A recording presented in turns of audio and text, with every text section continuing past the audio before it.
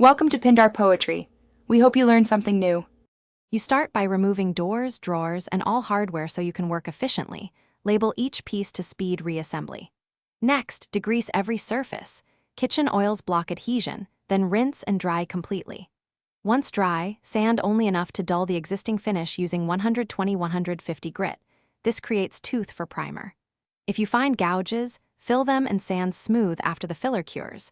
Make sure dust is wiped away before moving on. Now you apply primer that matches substrate. Bonding primer for laminate or oil-based primer for bare wood. This ensures adhesion and durability. Prime in thin, even coats and allow recommended flash time. Apply 2 coats for complete coverage. Once primed, paint with your chosen finish, semi-gloss or satin for kitchens, and use thin coats to avoid drips. Make sure to sand lightly with 220 grit between coats and remove dust with a tack cloth so the next layer lays flat and smooth.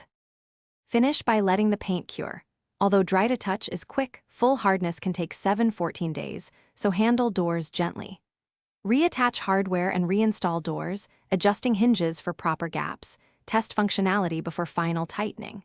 If you encounter issues like peeling or orange peel texture, sand the problem area, clean, and apply another thin coat. Peeling usually means adhesion or moisture problems, so review your prep and ensure humidity was controlled during application. This one fix resolves most failures. Thanks for watching. Consider subscribing if we helped you.